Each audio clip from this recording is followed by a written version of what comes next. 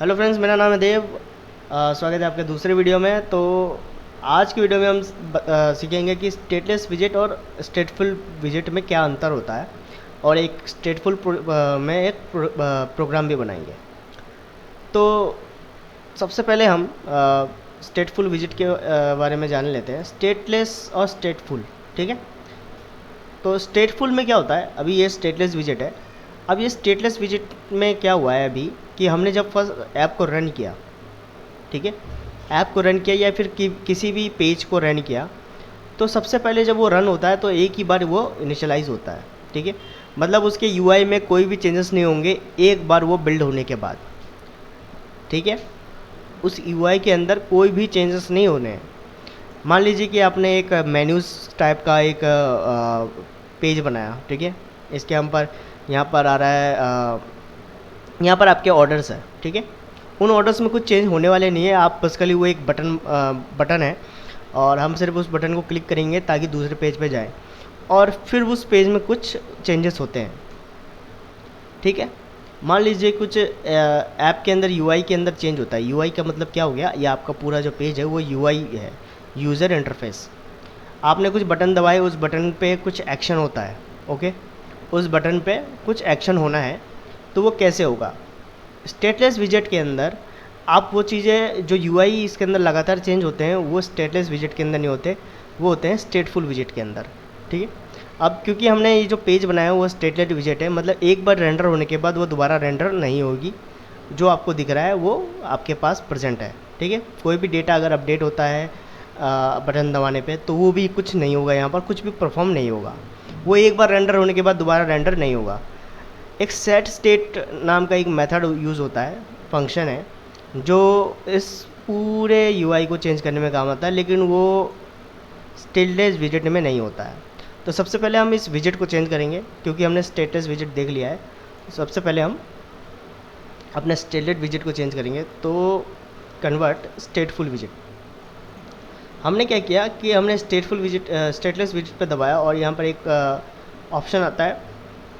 हमने जैसे ही इस बल्ब पे क्लिक किया, उसने हमें बताया कन्वर्ट टू स्टेटफुल विजेट। ठीक है, अब जैसे हम इसको दोबारा स्टेटलेस विजेट में कन्वर्ट कर सकते हैं, लेकिन अभी हम नहीं करना है। अब हम स्टेटफुल विजेट के बारे में कुछ जानकारी लेंगे। तो ये है हमारा यूआई। क्योंकि हमने इसको स्टेटफुल विजेट में कर दिया तो हमें एक फंक्शन मिल जाता है। तो अब इसको थोड़ा बिल्ड करेंगे हम। इंक्रीमेंट एक ऐप बनाएंगे कि हम यहाँ पर क्या बोलते हैं इसको, एक मिनट, ओके, चाइल्ड, ये हमारा जो है ये हटा देते हैं हम। अब हम एक कॉलम नाम का एक विजेट लेंगे। कॉलम जो है वो हमें इस तरीके से बिल्कुल हॉरिजॉन्टली हमें लाइन विजेट मिलेगा। तो हम इसका जो चिल्ड्रन नाम का एक और पार्ट होता है जो इसका पैरामीटर होता है, और इसके अंदर हम क्या लेंगे, विजेट टाइप का एक टेक्स्ट लेंगे। तो हम टेक्स्ट लेते हैं, टेक्स्ट, और इस टेक्स्ट में हम वो एक वेरिएबल डालेंगे जिसके अंदर ये इंक्रीमेंट होना है। हम इंक्रीमेंट ऐप बना रहे हैं, तो बटन दबाने से वो एक वैल्यू इंक्रीमेंट होती जाएगी 1 बाय 1। तो हम सबसे पहले एक वेरिएबल ले लेते हैं, स्ट्रिंग इंट ले लेते हैं, क्योंकि हम इंट इंक्रीमेंट इनिशियलाइज भी कर देते हैं 0 से। और अब हम इसका यूज़ करेंगे टेक्स्ट में। टेक्स्ट जो है ना एक स्ट्रिंग टाइप का विजेट लेता है, सॉरी, स्ट्रिंग टाइप का पैरामीटर लेता है। तो हम इंक्रीमेंट डॉट टू स्ट्रिंग करेंगे तो ये जो एरर है वो भी हट जाएगी। अभी हमारे पास 0 दिख रहा है। ठीक है, अब इसको थोड़ी स्टाइलिंग कर लेते हैं, स्टाइल, टेक्स्ट स्टाइल, फॉन्ट, हम इसके बारे में बाद में पढ़ेंगे। अब फॉन्ट की साइज़ जो है हमने 50 दे रखी है। ये हमारा 0 आ चुका है। अब क्योंकि हमने एक चिल्ड्रन में एक टेक्स्ट ले लिया, अब क्योंकि एक चाइल्ड में या एक चाइल्ड में सिर्फ एक ही विजेट आ सकता है, लेकिन कॉलम के चिल्ड्रन में मल्टीपल विजेट्स आ सकते हैं। ओके, मल्टीपल विजेट्स हमारे पास आ सकते हैं। तो हमने क्या किया, एक तो टेक्स्ट ले लिया, अब हमें एक बटन लेना है। तो बटन लेने के लिए हम क्या करेंगे, यहाँ पर एक कॉमा डालेंगे ताकि कॉमा से वो विजेट सेपरेट हो जाए। तो विजेट सेपरेट करने के बाद हमने क्या किया, यहाँ पर एक एलिवेटेड बटन लिया। एलिवेटेड बटन लिया, बटन के अंदर हमें से 2 पैरामीटर्स होते हैं, ऑन प्रेस और चाइल्ड। चाइल्ड में तो आपका ये हो गया कि उसका नाम क्या है। हम चाइल्ड नाम जो है, चाइल्ड जो है एक विजेट लेता है, तो विजेट क्या करेंगे हम, टेक्स्ट नाम का एक विजेट देंगे इसको, और बिल्कुल प्रिंट फंक्शन के जैसा ही है हमारा। तो सबसे पहले टेक्स्ट है, टेक्स्ट विजेट क्या करेगा, बटन के नाम को रिप्रेजेंट करेगा। तो हम इसको इंक्रीमेंट नाम दे देते हैं, ठीक है। जैसे ही हम इसको सेव करेंगे तो ये आया नहीं अभी तक, क्योंकि हमने ऑन प्रेस का कोई कमांड लिखा नहीं। तो ऑन प्रेस को एक फंक्शन बना देते हैं, इनलाइन फंक्शन। तो जैसे ही हमने ऐसा फंक्शन बनाया, इंक्रीमेंट आ गया, लेकिन अभी इंक्रीमेंट से कुछ हो नहीं रहा है, क्योंकि हम इसके कोड को अभी लिखेंगे कि जैसे ही मैं इस बटन पर दबाऊँ तो ये 0 से 1 बाय इंक्रीमेंट हो जाए। अब आप कहेंगे कि इंक्रीमेंट को यहाँ डाल दें और इसके अंदर फंक्शन कर दें, तो जैसा कि तो हम क्या करते हैं, यहाँ पर उसका कोड लिख देते हैं, जो इंक्रीमेंट जैसे ही हम इस एलिवेटेड बटन पर दबाएंगे, मतलब इंक्रीमेंट पे, तो यहाँ पर 1 2 3 4 5 जितनी बार भी हम दबाएंगे वो इंक्रीमेंट हो जाएगा। तो सबसे पहले हम क्या करेंगे, इंक्रीमेंट लेंगे, वही सी वाला मेथड है, इंक्रीमेंट +1 कर देते हैं और इसको बंद कर देते हैं, ठीक है।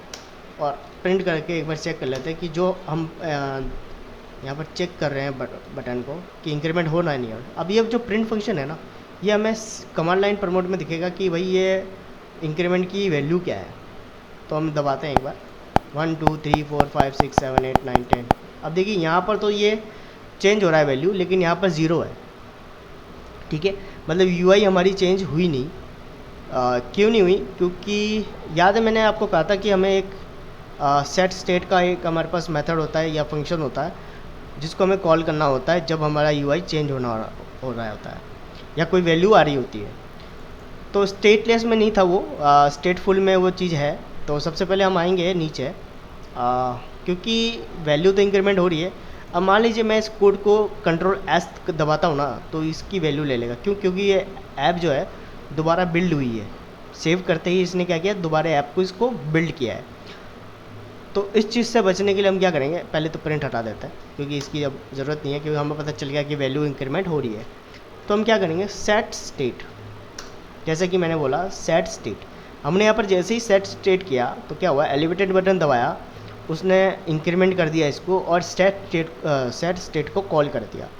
सेट स्टेट को कॉल करने से क्या हुआ, उसने UI को दोबारा बिल्ड कर दिया, ठीक है। UI को उसने दोबारा बिल्ड किया। तो अब हम एक बार इंक्रीमेंट पे दबाते हैं, तो ये चेंज हुआ है, हमारी वैल्यू इंक्रीमेंट वाली जो वैल्यू है वो चेंज हो गया है। तो इस तरीके से आप ऐप के अंदर डायनामिकली आप ऐप UI में चेंज कर सकते हैं स्टेटफुल विजेट की मदद से, क्योंकि स्टेटफुल बहुत ज़्यादा यूज़ होता है जब आप किसी भी ऐप के अंदर चेंज होनी होती है, डायनामिकली इसके अंदर चेंज होना होता है, ठीक है। स्टेटलेस विजेट में हम स्टैटिक जो पेज है वो उसके लिए यूज़ करते हैं, और मान लीजिए आपकी पेज डायनामिक तरीके से चेंज हो सकती है, तो वो स्टेटफुल विजेट के अंदर आता है। मिलते हैं अगले वीडियो में, जब तक के लिए धन्यवाद।